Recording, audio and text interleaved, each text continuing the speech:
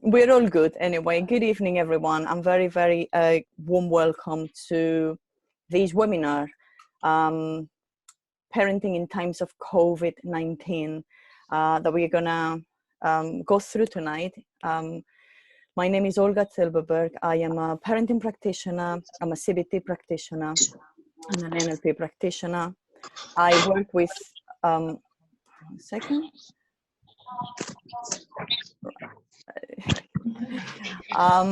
Can everyone please put their microphones on mute? I am doing it as I go along, so we can all get started. We don't have background noise. So I was saying welcome everyone, and thank you very much for joining me and Dr. Williams this evening on this webinar to talk and discuss COVID-19, how we support our children, how we talk to our children about it, and what we can do to be at our best when our children are struggling with the current situation, and so are we, really. So first, introductions. If we can all mute our microphones, that would be fantastic, so everyone can hear me and we don't hear background noise. Cameras can be on and off if you wish, is up to you. Everything that we discuss and we say, if anyone wants to make a comment or anyone wants to ask a question, remains confidential between the four walls of this virtual room that we've created here. So it's not to go, it's not to be discussed, let's say, outside this session. My name is Olga Zilberg, as I was saying, and I am a parenting practitioner. I work with schools around the area, and I work with parents mainly, doing psychoeducational workshops on behaviors, anxiety, worries, fears, self-esteem, growth mindset, and the rest. And I'm delighted to be here today delivering this workshop for Blue Coat School. Dr. Williams and I were talking about supporting parents in school back in probably February, January time, it might have been. And then all this happened. So schools had to close, but we still wanted to support parents. And this is our initiative. So we are all safe in our own home environments with our families, but we can still benefit from technology nowadays and be able to support each other, so we feel less alone. So having said that, we are moving on to the agenda. The agenda for tonight will be helping our children during this period, how we reassure them, data and information sharing, children's emotions, worries and fears. We will be looking into managing our own worries and our own stresses. We will be looking into the 5 primary domains of stress that we have and our children have as well, and how or what we can do, let's say, to simplify our lives so we can be better and more present for our children. We're going to look into the use of language, our use of language, so we can be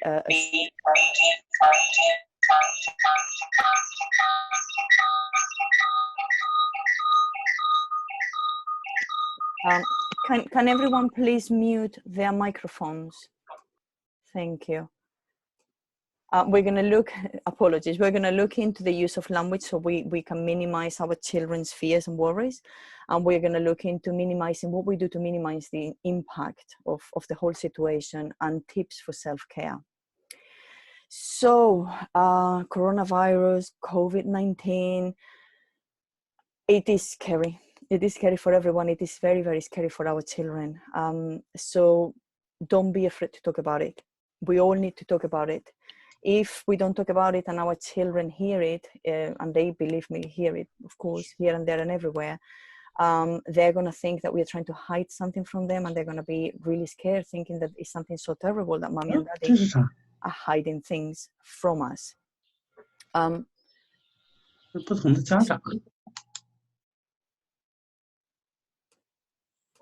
Sorry. Can everyone mute their microphones, please? So, thank you very much.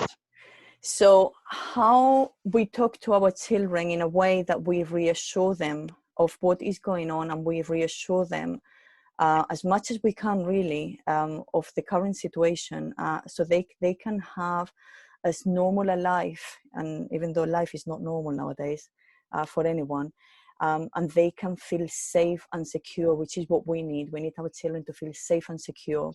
So we can reassure our children by telling them that we know what to do to keep safe and to keep healthy. They probably hear it on the radio when they are hello. Can you, if you have any questions, if anyone has any questions that they would like to ask, my email address is at the bottom of every slide. If you would like to send me an email, I'll pick up all the emails at the end of the session, and then we can answer questions and everyone can benefit from that, if that is okay. And in the meantime, if you want to mute your microphone, then it won't cause a background noise for everyone. But if you wish to say something right now, please go ahead. If you need any assistance, please go ahead. Thank you. All right. You okay? Everyone okay? All right, so let's carry on then with reassurance. Thank you very much for your patience, everyone, and your cooperation. I really appreciate it. It's not easy to be in a virtual room, but we're all doing our best. So how we reassure our children is to actually let them know what we need to do. We know what we need to do to keep safe and to keep healthy.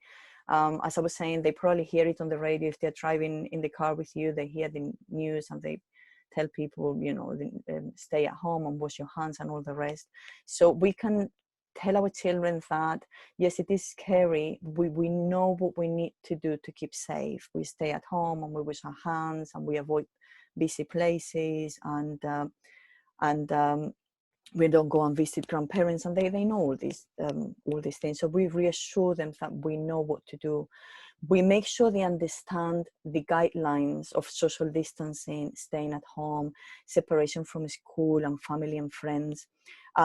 Children, when they come out with us, they will see people moving away from us. They will see people exhibiting a behavior that they're not used to seeing people exhibiting such a behavior. They're going to see people queuing up outside the chemist or queuing up outside the supermarket, and we need to tell them and constantly explain that the reason being is we need to have this distance because this virus is very contagious, and if we get too close to each other, it might jump from one person to another, and we're trying to keep healthy, but not only ourselves but everyone else healthy. We need to focus on the positives of the situation that we've got at hand. Is not easy, but we need to make uncertainty exciting for our children. We need to do our very, very best to focus very, very hard on the positives. What we do, we're staying at home. Yes, we can't see friends, we can't see family, we can play all those games that we don't have time to play because we've got all other activities. We can do all the arts and crafts we don't have time to do. If we were to be in school, we can catch up on movies, we can have time together. We can even do activities that we might not do probably on a day-to-day basis, like yoga or aerobics using a YouTube video. And we need to focus on what we are doing to keep safe and healthy. We need to actually give children that sense of control. We need to empower them so they know what they're doing, and we can do that by saying, well, we live in the house now, and we're going for a walk, and do you remember what we need to do in case we get too close to someone, or is someone coming our way and it's a narrow path, we let them go past, or you might see that they let us go past.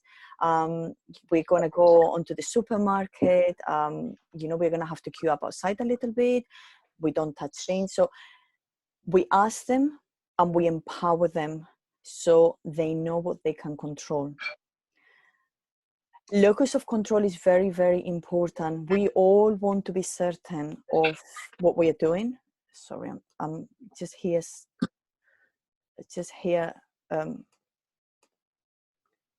Some background noise. Locus of control is very important. We all want to be in control. Adults, children, we all want to be in control. We like certainty, and we like to know that if we do this and that, then we're going to be okay. So it is very important that we talk to our children about what we can and we cannot control.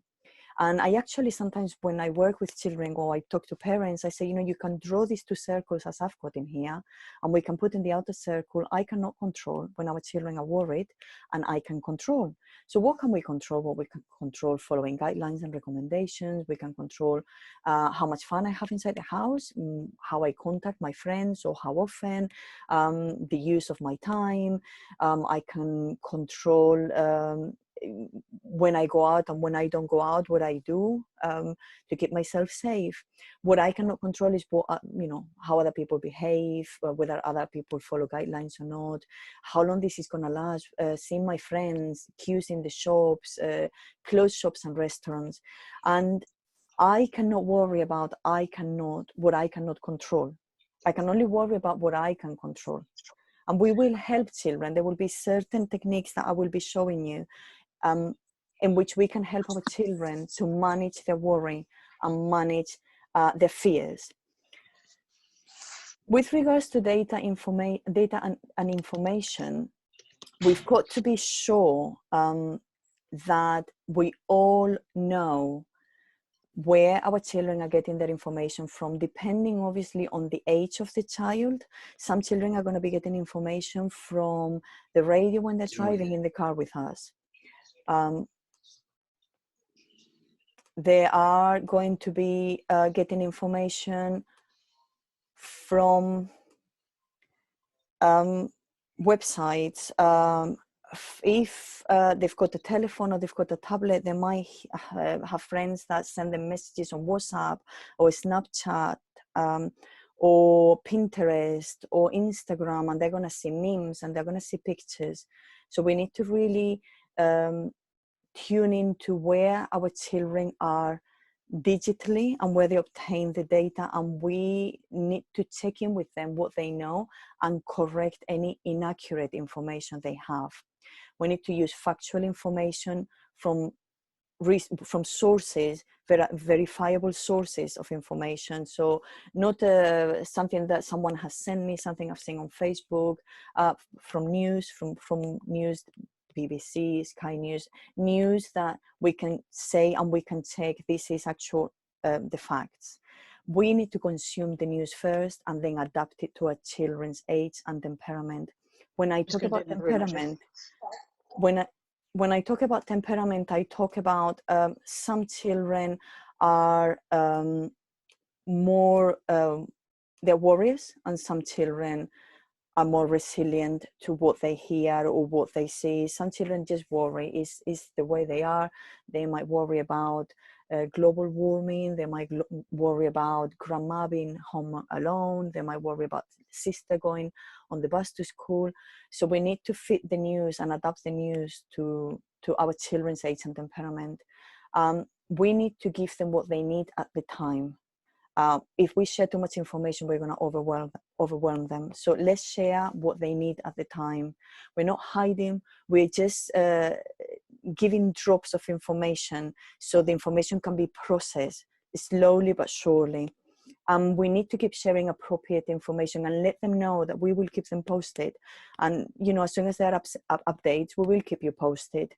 They don't need to know about the situation in Brooklyn, the situation in the US, the situation in London. They don't need to know number of casualties. They don't need to know number of cases per country, or how the NHS is coping or not coping, or any other institution.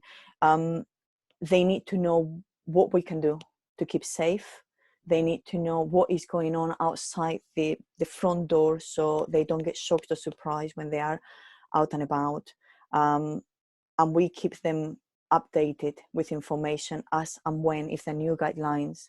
So for example, last night there was the new guidelines that, you know, you can go out and exercise, but do not drive to your place of exercise, stay at home, you can only go out for necessities, and children are going to have questions.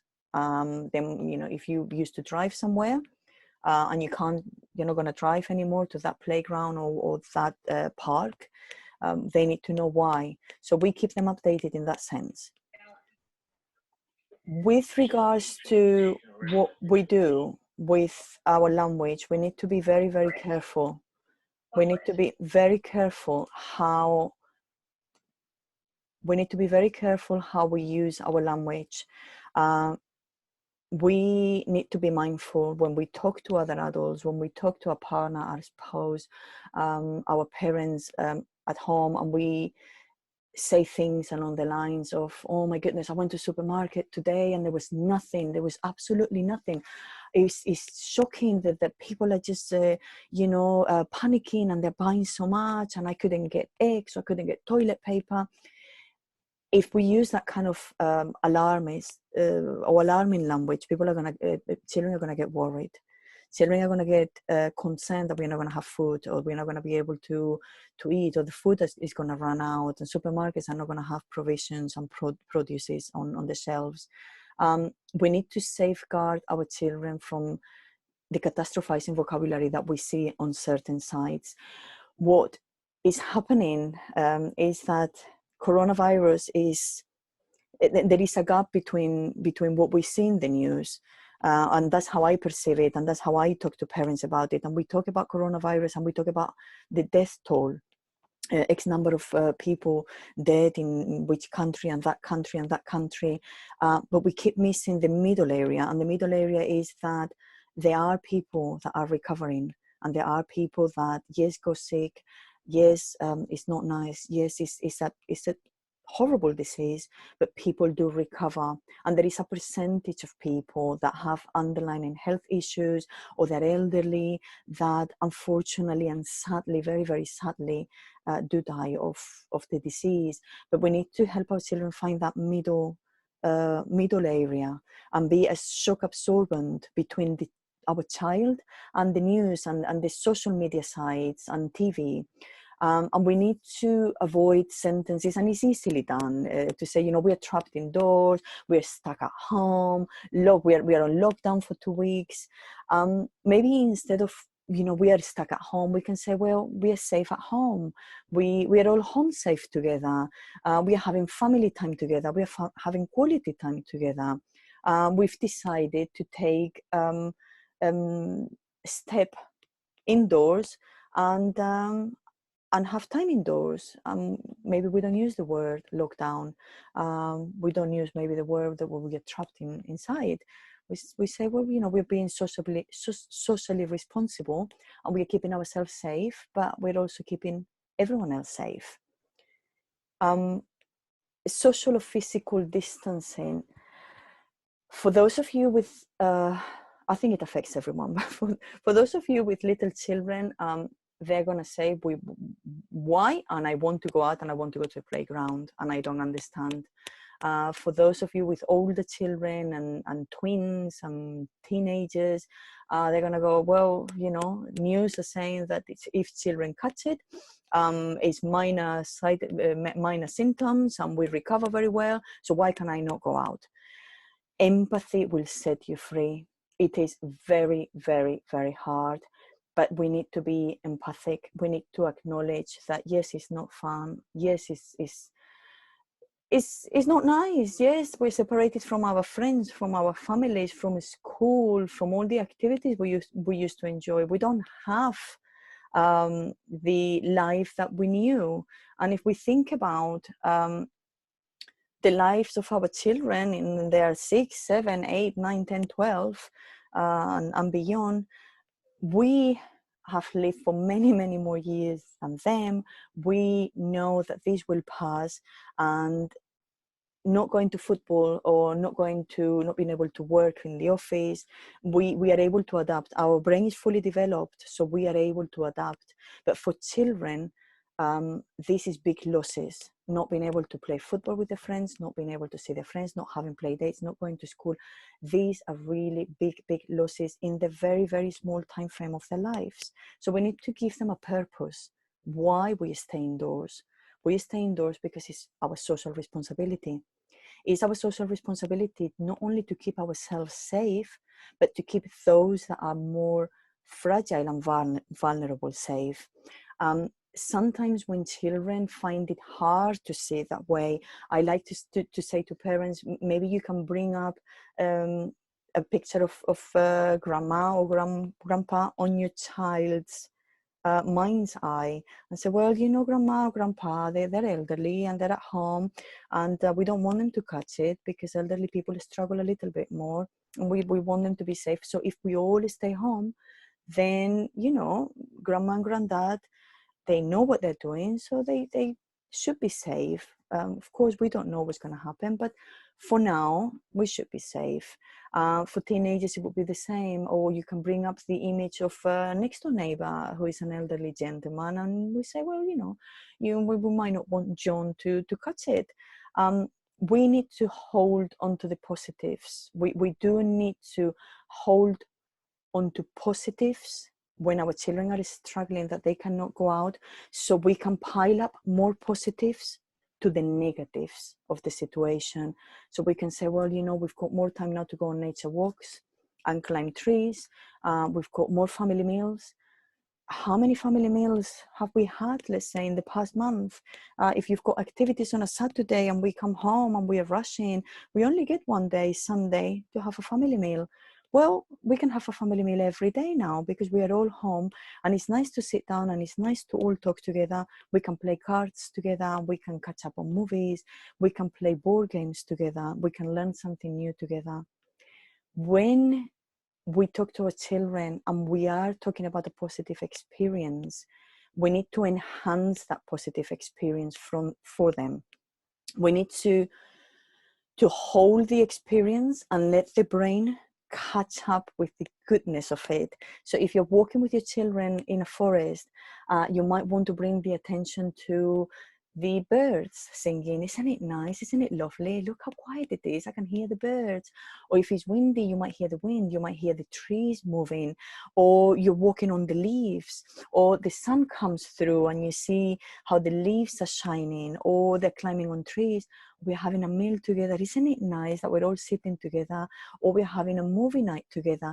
Oh, I've not sat with you guys to have, popcorn and a movie for so long. It's so lovely to be able to sit with you, to hold you. It's nice to sit with you in your room when you're doing whatever they're doing. Enhance all the positives. And let them know that physical isolation and social distancing doesn't have to be isolating. Thank goodness we've got technology nowadays. In my days, we used to write letters, and if the postman was okay to deliver, it was okay.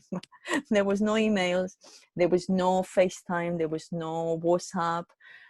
Encourage your children to at least once a day get in touch with friends, whether it's a text message, whether it's an email, whether it's 5 minutes of FaceTime, whether it's whatever they do. Encourage them. As human beings, we need social interaction. We need it. We are built for social interaction, and we are going against the grain here. This social distancing, it goes against the human needs grain. We need to belong to a clan. We live in communities, we live in groups, and physical isolation or distancing is very hard. So encourage them to get in touch with their friends. Allow your children to express their emotions. Our children are very, very angry. They're very angry, they're stressed, they are frustrated, they're disappointed, all sorts of different emotions going through their little brains. And we need to be patient, and we need to be empathic, and we need to acknowledge that it is hard. It's hard for them, it's hard for us. Take cues from them and invite them to ask questions. If you see a behavior that is out of character, if there are more tantrums, if there is more shouting, if there is more crankiness, I call it, if there are more tears, encourage them to verbalize worries, encourage them to talk to you about what is crossing their minds. Sometimes it's very hard for children, depending on their age, to put in words what they want to say. Allow them to draw, allow them to be creative. Every single piece of creative work they do tells a story. There is a story behind our children's behaviors, and there is a story behind our children's writing, our children's coloring, our children's drawings. Encourage them to write notes. If they're not ready to talk, get a notepad and say, look, this is a notepad for you to write whatever you want to write. You can keep the writing for yourself, or if you feel like sharing with me, you can put it on my pillow and I'll come and check every now and then, and I'll write back on this diary and I'll leave it on your pillow. And we open up communication channels that way, and they might be able to verbalize their worries like that. If the worries are related to others, grandparents or neighbors or friends that are fragile or vulnerable, encourage them to connect with those people and encourage them to ask and make sure that those people talk to them and say, no, I'm doing everything I've been told to do to keep myself safe and keep myself healthy. We can also ask our children how big their feelings about school closures, coronavirus, not seeing their friends, not having play dates, not being able to go to the clubs. How big are your feelings about these? With little children, we can just put our hands together and say, how big are your feelings? And we can just, how big? Tell me. And some children, we just go with their hands wide open like that. These are my feelings. This is how big they are. With older children, they might not obviously go with the hands and might not feel, they might feel self-aware. So we just say, how big are your feelings about this situation? From 0 to 10, if you were to rank it, 0 to 10, how you feel about this? And you will hear your children saying, it's rotten. I'm so angry. I'm so disappointed. This is just not nice. This is stupid coronavirus. This is silly coronavirus. I wish I could do something else. And always, always, always, when you're talking to them, remind them that you are ready to listen, that you are there. And I know that you all do it, and I know that you all talk to your children, but sometimes we need to remind ourselves to remind our children, if it makes sense, because there is so much that we've got on our plates as parents at the moment. We are all on the same boat, and we're trying to juggle so much that we need to just set that reminder in our brain to remind them to we are here, and we can make them feel seen and heard.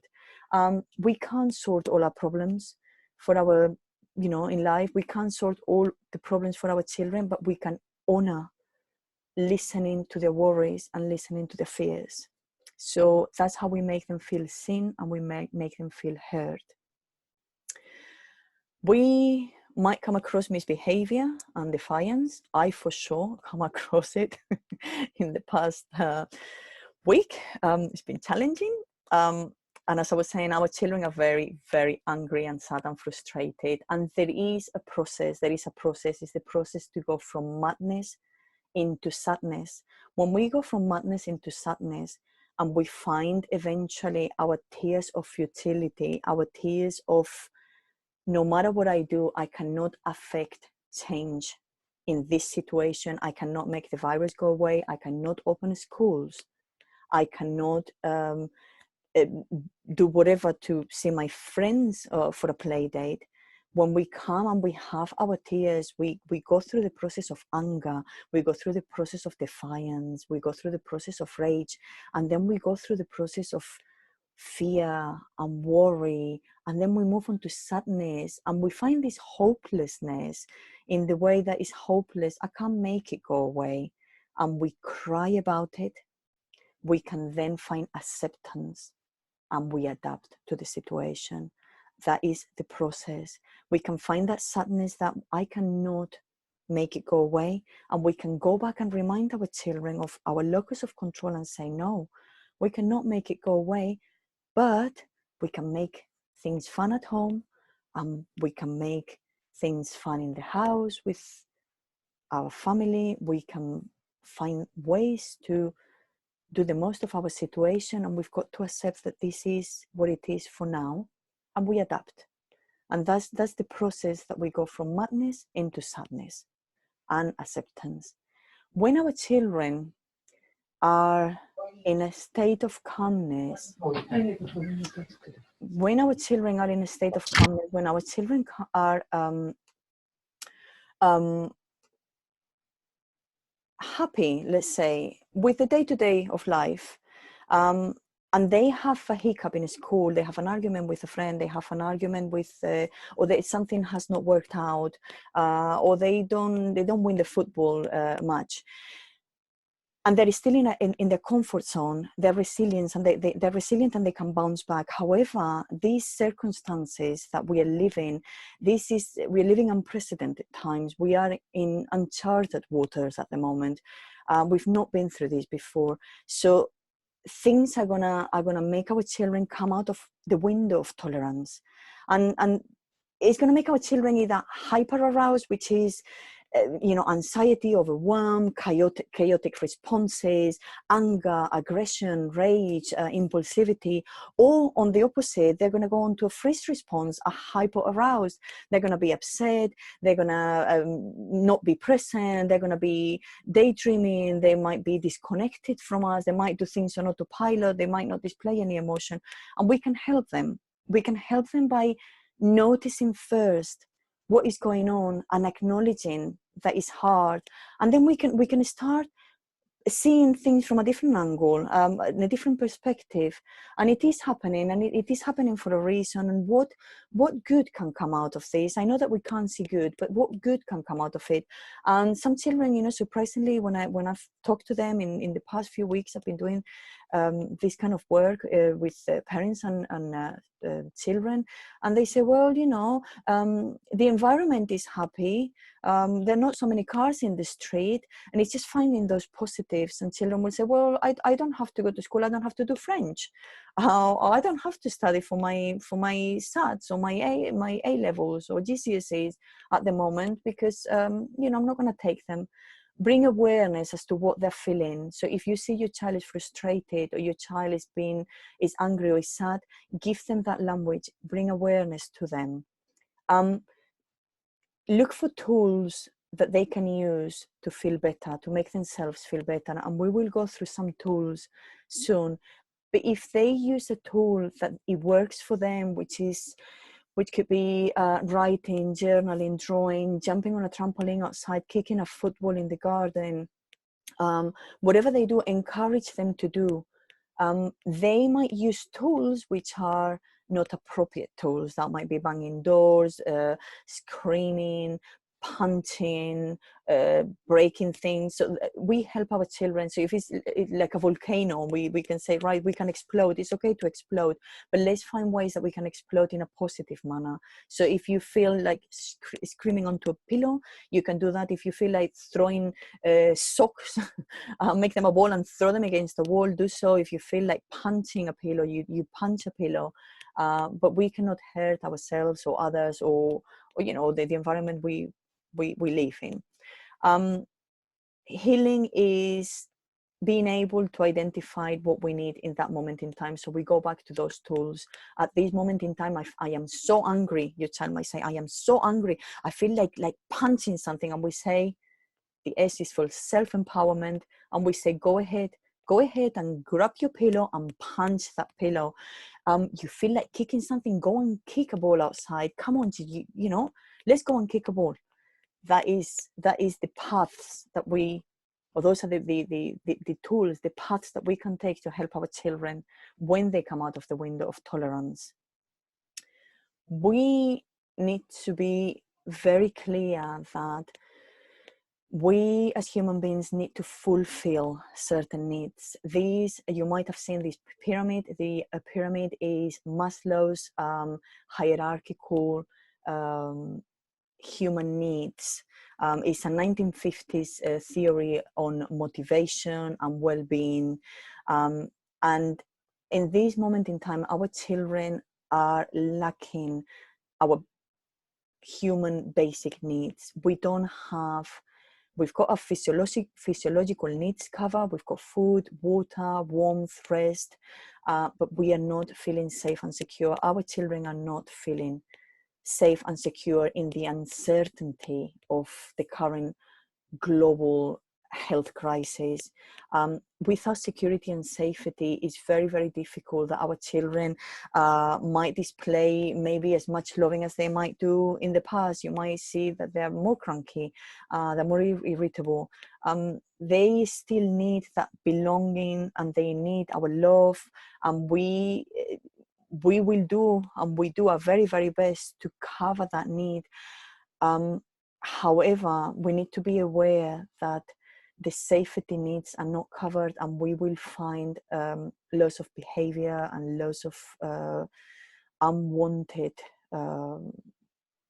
back talks and unwanted situations, because we are living in uncertain times, and it's uncertain for them as much as it is for us. So we need to be mindful that our children are just exhibiting certain behaviors because they are feeling our stress and worries, and they're feeling their own, and they've been disconnected from everything they know. Now, how are we going to target our children's worries and fears?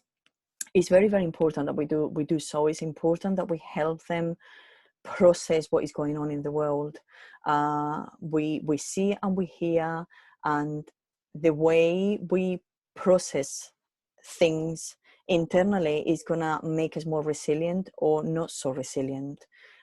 So we need to listen to the fears and worries. We need to be curious and ask them open questions. What do you worry about this situation? What do you worry about your friends? What makes you feel this way? What scares you? Can you tell me more about it? You might hear, I don't know. And we can bypass that I don't know and say, I know that you don't know, but if you were to know, what would you say it is? And we are bypassing their critical thinking. They might not want to tell us their fears and worries because they can see that we are worried ourselves, we are stressed, we are trying to juggle too many things, and they want to protect us. And that's what children do. They want to protect us, and they don't want us to. They don't want to add to our load. So they might just say, no, it's okay, it's fine, everything is fine. Especially with older children, you might find that, no, it's fine, I'm fine, I'm okay with it, I'm all right. I know you're fine. I know that you might not know what you're feeling, but if you were to know, the first thing that crosses your mind, what would it be? Don't minimize or dismiss their worries.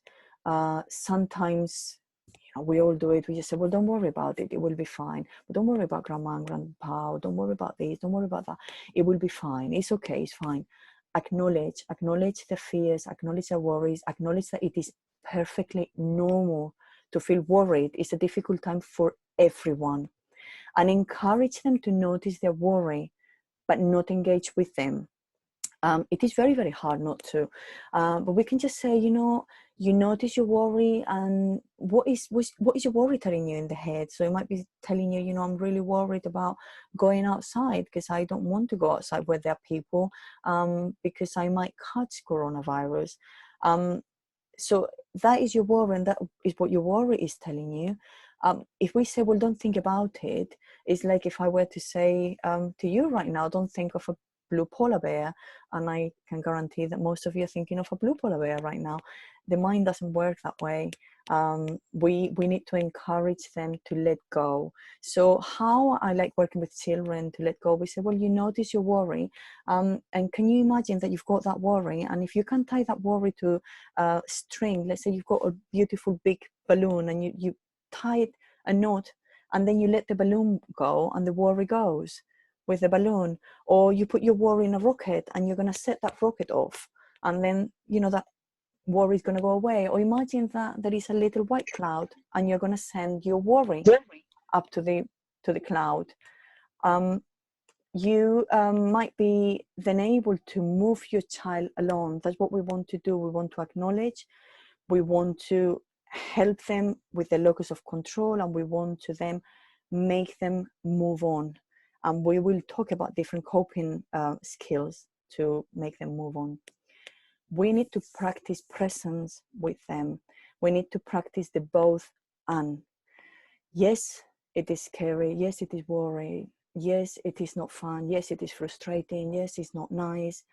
And we're gonna make the most of our time together right now. Okay, if we're going on a walk, we're gonna enjoy the walk. We can acknowledge all the scary stuff, Susan Kaiser Greenland says, but we want to expand our perspective to include the goodness happening. We need to give our children that mental flexibility to say, yes, it is. One thing doesn't take away the other. We can be worried, but we can still enjoy being here. The worries is still going to be there, but we can enjoy whatever activity we are doing. I'm going to go through different techniques now to help our children move along with worries and cope with their worries. And you will have the slides and the recordings, so you don't need to try and retain all the information right now. And some of you might have heard of the worry tree. The worry tree is a simple and easy technique that I use with children and I use with adults as well. We all have worries and we have hypothetical situations that we worry about, right? What if, terrible events that are gonna happen in the future. And these thoughts usually come with, I like to call it a movie. Children and people in general build up a movie of the worst case scenario and the catastrophizing. And we've got current problems, and these are the worries that we can, the real situations, like, going outside, do I touch this, do I not touch this, what do I do? The things that we can do about those current problems. So our tree looks like this. We work with our children by noticing the worry, and then we can ask them, what are you worrying about?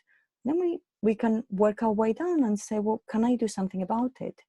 If the answer is no, I let go and I change my focus of attention, and we will look into different coping techniques to change the focus of attention. If the answer is yes, so okay, I can do something about it. Can I do something about it right now? If the answer is yes, then I go and I do it, and we do it, and then we let go of the worry. We change the focus of attention once we're done. If the answer is no, I cannot do anything right now, then we schedule time. We schedule the when and the what and the how and with whom, and we change focus of attention again. During the day, we will do a worry tree, and during the day, our children will come and say, but still I have that worry, it's in the back of my head, and it's in the back of my head. And we can then encourage our children and say, okay, well, I'm going to give you some post-it notes, and when you've got that worry, you can just write your worry, okay, and you're going to fold it, and I'm going to give you this worry jar, and you might just want to write us in the outside of the jar or print it or something, worry time, and you choose a worry time. We're going to look into worry time in a moment, and you choose a worry time when we're going to look into those worries. So keep moving your child along from the worry, because otherwise you might have children that sit down and just get the exhaust the post-it notes in half an hour, just writing all their worries. So it's the worry. If the worry is the same as the worry that you had already, and the worry is already in the jar, we're not going to put it again in the jar because it's already in the jar. Let's find something that we can do. And through the day or through the week, we put things in our worry jar. And what we do with it is we set up a worry time. So the 4 simple steps to worry time. We decide when we do worry time, and we set up a timer for 10-15 minutes a day of worry time, and we choose a place for worry time. Always the same place, always at the same time, always the same amount of time. And if you've got different if you've got more than one child that is a worrier and has worries, then set up worry time with each child individually, and don't set up worry time very close to bed. Because then they're not going to be able to settle down for bed and sleep. Usually worry time works well when we do it maybe after a meal, and that is because we engage our parasympathetic nervous system when we eat, and our stomach is digesting. Our parasympathetic nervous system is the rest and digest. It's not the alarming side of the autonomic nervous system. So it's usually good, because our children are more relaxed, to say maybe after lunch or a little after lunch, say, oh, let's have a look. Let's see how many we can pick out of this worry jar and see how many queries or many worries we can answer. And when our children suddenly become very stressed about it or anxious, we use the stop strategy. We can say to them, imagine you've got a stop sign that comes up, and we just stop. Remember, we pause for a moment, we take a deep breath in, or we focus on the breathing. Sometimes if our children are very anxious, they're not going to be able physiological to take a deep breath in. So I tell them to extend the exhalation. For little children, I say, try and do your dragon breath, and they just go, and extend the exhalation, because when we extend the exhalation, then we take a deep breath in. Observe what is going on. What am I feeling? Am I feeling it in my body? What am I reacting to? Have a look at perspectives. What is another way of looking at this situation? What is another way of looking at what I'm thinking? It's a thought, it's not a fact. So let's go and look for factual things that I can base my worries on, and engage senses and coping skills. Now, the coping skills that we can engage with our children is, and I'm going to look to the side because I've got them all listed and I'm not going to remember all of them. Movement skills, which is what we were talking about, jumping on a trampoline, kicking a ball, jumping on the spot, star signs, going up and down the stairs. Processing skills is singing, is writing, is talking to someone. We have calming skills, which is breathing, relaxation. You can breathe bubbles. You can say to your child, try and pretend that you're smelling flowers, and then breathe bubbles out slowly. And that will be calming skills. We can use distraction skills. Distraction skills would be writing a journal, it would be coloring, it would be baking, it would be reading, it would be cleaning, or we can use sensory skills. And some children are more kinesthetic, so they might like to use putty or squeegees or things like that. So give them something that they can use. And that's how we move the child along, and then we change the focus of attention. Now that you're more calm, let's move on, let's go outside, let's do something else, let's see what we can do. Now, managing our own worries, and this is the second part of the presentation, in which we will go through what we can do really as parents to help our kids. We need to manage our own worries and our own stress. We're all struggling. We are all on the same boat. It is very hard to juggle work and house and cooking meals and entertaining children and being a teacher for our children and Googling what we don't know, because oftentimes we don't know. And managing siblings as well. And sometimes, they might be at each other's throats. When you're struggling, when you feel that you've got unproductive anxiety or worry, acknowledge it. Acknowledge it and offer yourself some self-compassion. Self-compassion will be your friend in this situation. Acknowledge that it is hard. It is hard. It is very, very hard. Move on. Just thinking that we are all on the same boat. We are all together in this. Every single parent in the world, whether they know what they're doing, whether they're teachers, psychologists, whatever, we are all unique human beings, every single one of us, and we're all going to react in a different way. So we are all on the same boat. So knowing that can help, and offer yourself some self-compassion and some kindness. It is okay. You're struggling now. It is fine. Model healthy behaviors as to how you deal with your anxiety or your stress. You can say to your children, well, I'm feeling a little bit anxious now. I'm feeling a little bit worried. I'm feeling a little bit stressed. I'm going to make myself a cup of tea. I'm going to put my feet up for a moment. I'm going to go outside in the garden and do some gardening or do weeding, or I'm going to go for a walk just around the block. Model it so your children can learn from what we do.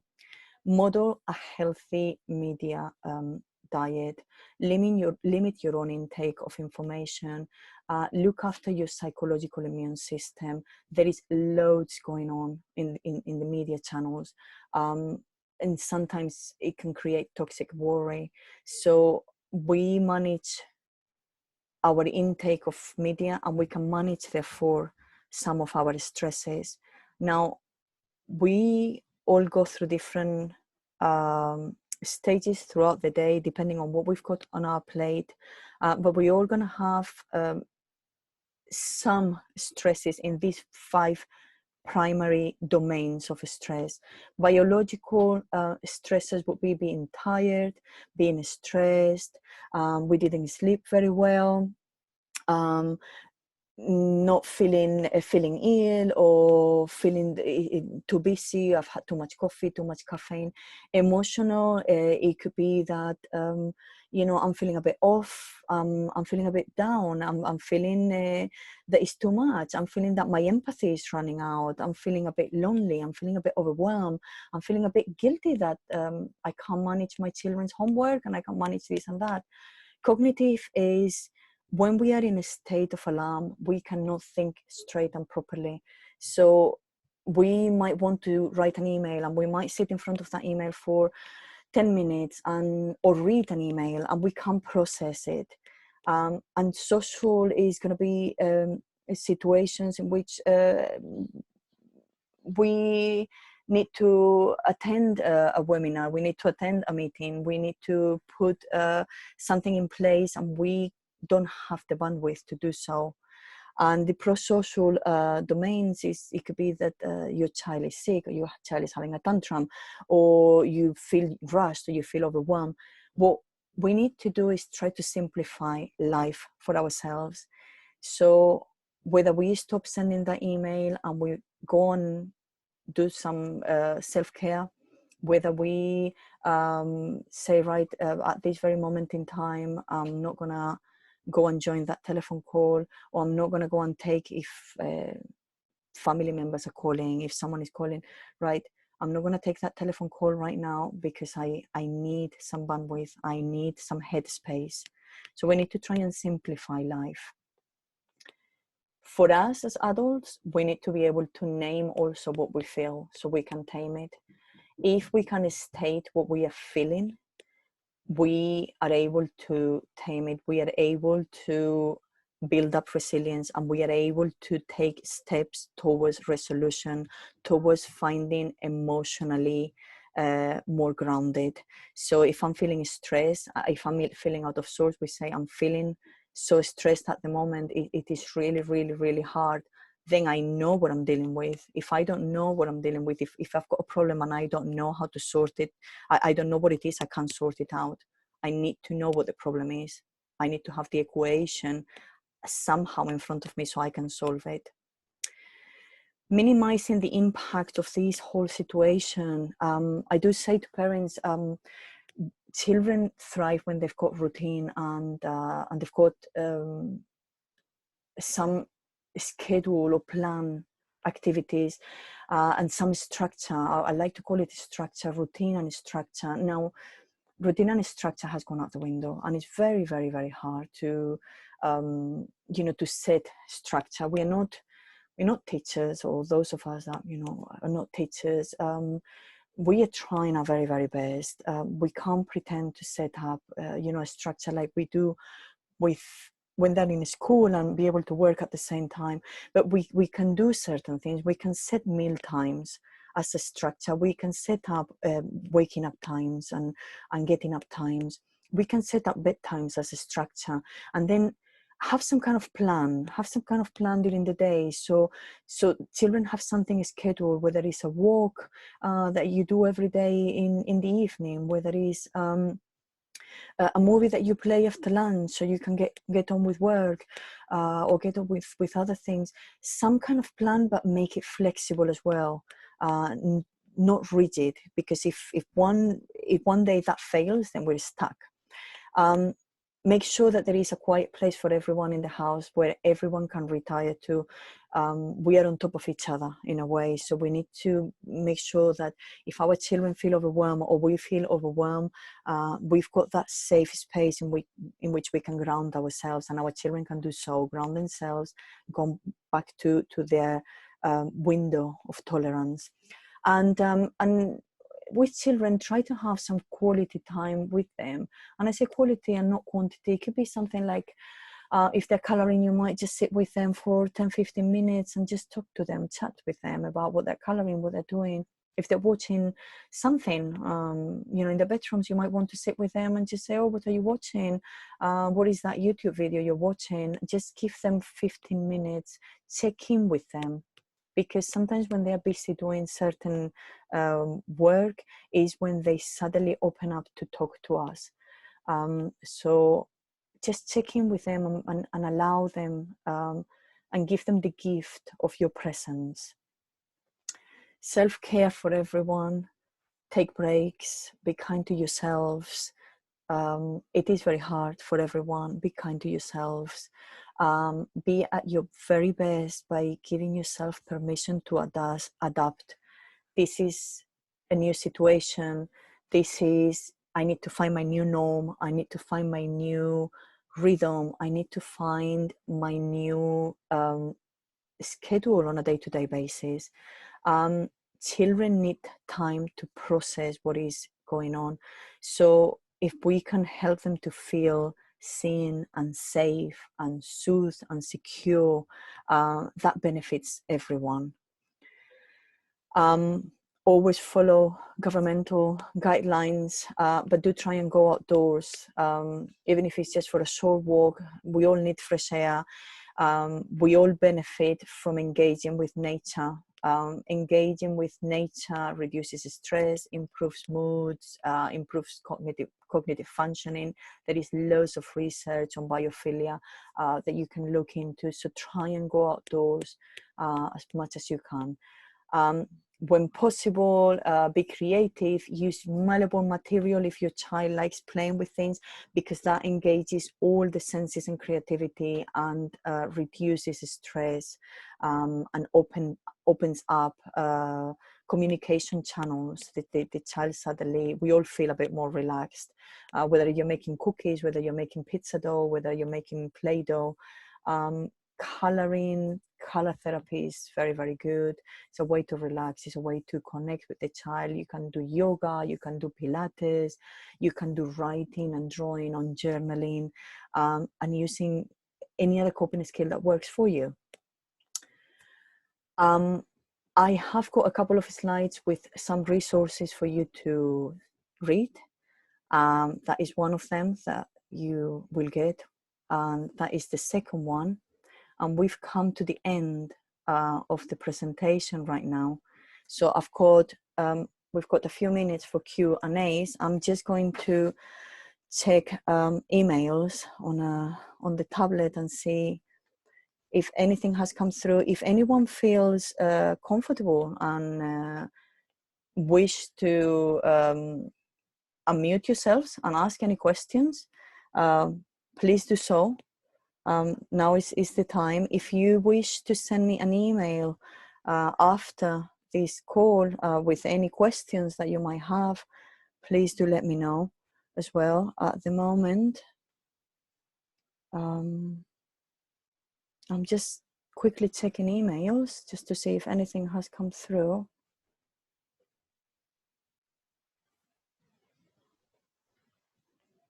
And I don't seem to have anything on my inbox. You've got it in chat. I've got it in chat. Thank you very much for that. Where is it? Oh. I think chat's at the bottom, isn't it? My screen. Oh, yes, I know. Oh, here we are. I was looking for chat. Right, okay. So Xbox use, it is. Xbox use games, anything that is gonna help your child interact with other children. Some children use Xbox or computer games and they have their headphones and they talk to each other.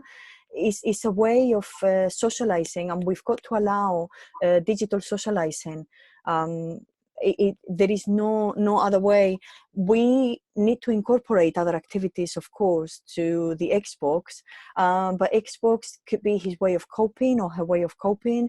It could be a way of being in touch with the friends. It could be the way of having control over what is going on in the current situation. Sometimes when children play computer games, Computer games offer that sense of control, that sense of I can be whoever I want to be and do whatever I want to do in this game. And guess what? Even if I die, I respawn and I come back up to life and I can carry on. And I talk to my friends and they get that sense of purpose if they play all together in a group. And they're part of a team and they do something good. It enhances the self-esteem, and children do need, if they're children that are very, very academic, all of the sudden the academic side of it gets taken away, that child is going to struggle because that child has been thriving. The self-esteem has been thriving on their academic success, and all of a sudden that gets taken away. That is very hard. It's not easy. So if it is playing Xboxes, if it is playing computer games, it is. Holiday time, it is difficult. It is hard, holiday times. What I would suggest is that you work with your child collaboratively. So I often talk to parents about collaborative problem solving. It's not that there is a problem, but we are gonna collaboratively sit down and say, right, is the holidays coming up now? You know, mom and dad are still, they still need to work. So homework is not gonna be maybe coming in as heavily as it might have been coming in. What can we do? And we sit all together, and now it's 3 steps to it. The first step is, you know, holidays are coming up, and what can we do to sort things out and to get things in place, to get a plan, to get a schedule, to get something in place. And we allow our children to have a go first at suggesting. So you get pen and paper and you sit down and everything goes. You write down absolutely everything. You then put your point of view on the table and you say, right, okay, thank you very much for everything. So you know, this is what I'm thinking as well, that we can put this and that and that and that. You have a very, very long list in front of you, hopefully. Then you say, right, okay, my situation now here is that mom and dad need to work, and I need to at least be able to do 5 hours of work during the day. Okay, and I can catch up the rest in the evening, or whichever way you say. So what can we do from here that is satisfactory for the both of us? Okay, and you can go and do Monday through to Friday and just write down whatever comes up, whether it's tutorials on YouTube, whether it's building something, whether it's going outdoors, whether it's creating a routine for sports, trampolining routine, a yoga routine. Work with your child. You've got the universal knowledge of your child and on your child. You know your children best. Work with your children as to how you can then manage a schedule, so that they can be self-sufficient and occupied. With regards to sports, it is hard to get children outside. I've got a child that likes being outside. I've got a child that doesn't want to go outside whatsoever. And I say to them that when they are sick, I take their temperature and I take care of them, and I take care of giving them whatever they need to have in terms of whatever they need to have in terms of medicine, so they feel better. Their emotional well-being is also my responsibility, is also our responsibility. And I know that you don't like going out so much, but we are going to go, and you can choose. We can cycle, we can go for a jog, we can go for a walk. We do need to go outside. And if your child is very sporty and has been doing sports for a long time, and all of a sudden, you know, all that gets taken away, the structure is taken away. He needs now to reinvent himself. How are we going to do this? We can engage them and say, well, can we do some YouTube videos? Can we play football in the garden? Can we go for walks and see how many trees we can climb in an hour walk that we do? You know what your child likes best, so try and engage them and keep empathizing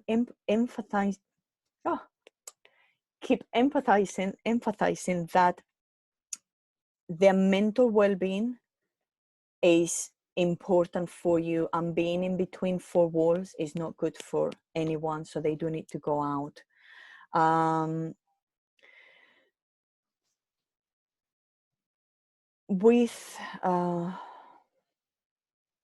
Sorry, I'm trying to just so children are doing much less with regards to the activities. So with regards to teenagers, to try and get them to do more than what they currently are doing. With teenagers hate being told what to do. That is, if you remember your teenage days, everything and anything that our parents used to say to us, it was like, oh, right? We've all done it. Oh my goodness, really, mom, dad. They feel that we manipulate them. They feel that we are, doing things to annoy them. They always have this kind of like, oh, come on, give them purpose. With teenagers, you've got to give them purpose. If you've got younger siblings, if they've got younger siblings, you've got younger children, talk to them about being the role model for the little ones. Talk to them about empowering little ones to go outside, go outdoor and do whatever physical activity they want to do. Talk to them about being the little ones' coaches, whatever your child thrives or likes doing in terms of sports. Talk to them about finding that purpose. With teenagers, is finding the purpose that you're doing this for a purpose. You're going out on whatever you're doing physically for a purpose. And it could be because you encourage me. If they don't have siblings, you can say, you know what, seeing you today doing whatever really inspire me. Let them know that they are inspiring you. And watch them suddenly go like, oh, really? Oh, that's good, thanks. Okay, all right. You engage them that way.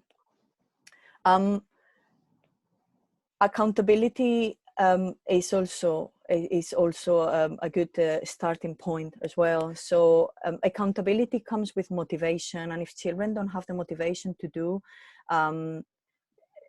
holding them accountable might backfire on us. But 99% of the times, it is a really good point to hold them accountable and say, right, okay, you are responsible for your own well-being, your physical well-being.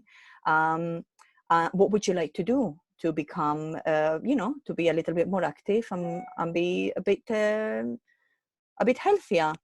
Okay, so you're going to go for a jog.